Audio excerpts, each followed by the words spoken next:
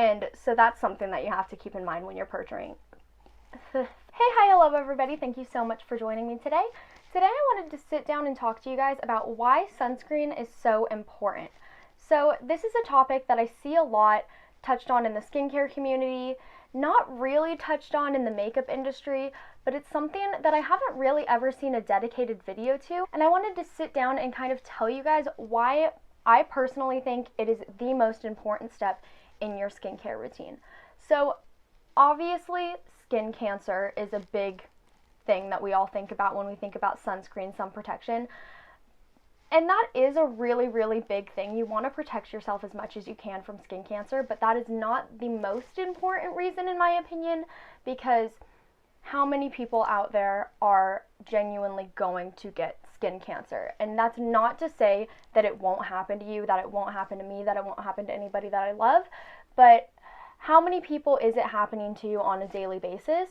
I'm not really sure. I haven't done my research on that, so take everything that I say with a grain of salt, but also it is still really important for other reasons, that being a really big one still. My thing is sun damage contributes to 90% of premature aging. And so if you're doing this super complex skincare routine, which I see a lot of people do, and then not following up with an SPF, you're kind of diminishing the entire purpose of your skincare routine because you're not protecting your skin from the environment. UVA rays and UVB rays are both extremely damaging. From my understanding, UVB can sort of be protected if you're inside. Windows can protect you from UVB rays, but they won't protect you from UVA rays, and UVA rays are what causes aging. And so there are two types of UVA rays and one type of UVB rays, if I'm getting this correct. Again, like I said, I'm not a professional. I don't understand everything about skincare, but I think I understand enough to put my opinions out there. There are two different types of sunscreens in the US as well. So you have a chemical sunscreen and you have a mineral or a physical sunscreen. There's also other types of sunscreens in other countries. So you have Korean sunscreens, which use different types of technology that won't necessarily be labeled as sunscreens in the US. But as far as US sunscreens go, which is what I'm going to be talking about today, is you have chemical and you have mineral. Chemical sunscreens are going to use active ingredients like oxybenzone, octinoxate, avobenzone, any other of those ingredients, whereas mineral sunscreens are going to use zinc oxide or titanium dioxide. My personal opinion, I have completely switched over in the last year or so. I've completely switched over to only using mineral sunscreens because I've realized chemical sunscreens actually do have an impact on coral reefs and on our oceans. And so the best way that I have of describing this is a single drop of oxybenzone is enough to kill a coral reef the size of an Olympic-sized swimming pool. And if that isn't enough to make you stop using chemical sunscreens, I don't know what is. So that's all I have to say about chemical versus mineral. Also, chemical sunscreens tends to have like this burning effect, at least on my skin, and I don't even have that sensitive of skin. I don't know if other people have experienced this. Tell me if you have. Another thing about chemical sunscreens, I think that their technology is relatively behind when it comes to US based sunscreens, just because when it comes to a chemical sunscreen versus a mineral sunscreen, a chemical sunscreen you will have to put on and let sit on your skin for 15 to 30 minutes before it has any effect. So if you're on the beach and you decide to use a chemical sunscreen and you put it on while you're already outside, that sunscreen is going to have no effect and you're still going to be damaged by the sun for up to half an hour before it actually starts working, because what it does is it has to penetrate into your skin before it can start working, whereas mineral sunscreens essentially act as a mirror, and so when you put them on, they start working immediately at just reflecting the sun's rays away from your body. One reason why people may not like mineral sunscreens is because they have a tendency to leave quite a bad white cast. I don't necessarily find this to be a problem just because I wear makeup, and so I can generally mask it with makeup. And I mean, if I'm on the beach, if I'm having fun, you're gonna have a white cast anyways once you go in the water and your sunscreen starts coming off. So I don't find that to be an issue. I've never found that to be an issue. If that's something that you're worried about, there are a couple that have less white casts than others do. Another reason why sunscreen is so important is people are exposed to sun even when they're not aware that they're being exposed to sun. So a lot of people will say, well, I don't need to wear sunscreen because I'm inside all day. Are you by a window? Are you anywhere inside where sunlight can potentially get in? A lot of people will say that they don't have to wear sunscreen because it's cloudy or it's gray or it's winter. But the sun is still a part of our environment. The sun can still shine through the clouds. Those UVA and UVB rays are still penetrating through the clouds and towards your body. So even if you're not aware that you're being exposed to sunlight, more than likely you are, unless you live in a place like Alaska and you're inside in Alaska for those parts of the year where it's completely dark outside. You should probably be wearing sunscreen. I don't know. I understand why people think that they're not exposed to sunlight, but most of the time you're being exposed to sunlight. The next reason that I have is, like I said, a lot of people use a lot of products in their skincare routine, or even just a couple products in their skincare routine. But most products that aren't sunscreen contribute to other types of sensitivities to the sun.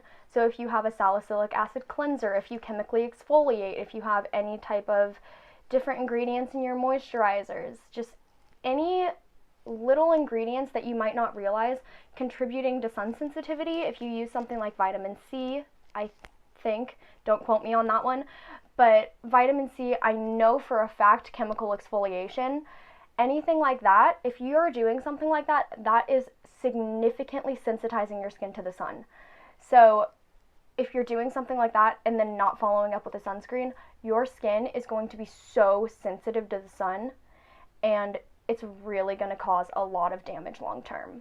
So the last one isn't really a reason, but it's something that I know that I've personally had a problem with, and it's the appearance of my skin when I don't wear sunscreen. I don't know if this is going to make sense to you guys. I'll insert a picture after I'm done talking about this, but essentially if I'm in the sun for too long without sunscreen, I have a lot of veining on my legs and on my arms and to some extent on my back, but this is something that I think is caused by my autoimmune disorder. It might be just a genetic thing. I really don't know. I know a lot of people that have a lot lighter skin struggle with this as well, but essentially what'll happen is all of those veins in my legs and my arms will like turn bright red and they'll itch like crazy and they'll just like not look cute, and it's honestly really scary.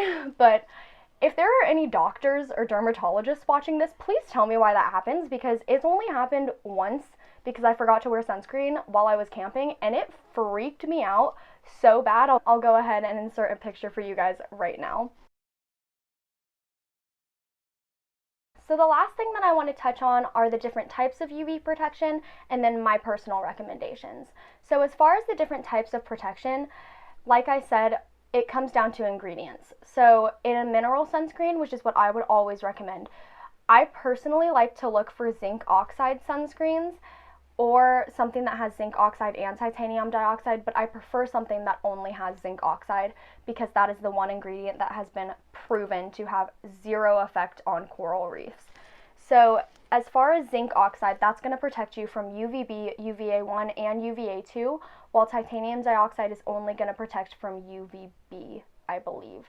And then when it comes to chemical sunscreen, avobenzone is going to protect you from UVA1 and 2, and then all of the other chemical sunscreen ingredients are going to protect you from UVB. So if you are purchasing a chemical sunscreen, make sure that avobenzone is an ingredient. Like I said, I don't ever really recommend purchasing a chemical sunscreen, but if you do want to go that route, make sure it has avobenzone. Now for my personal recommendations, I only really have face sunscreens to show you guys today, but as far as body sunscreens go, I will have those recommendations in the future. Just currently, I've been inside.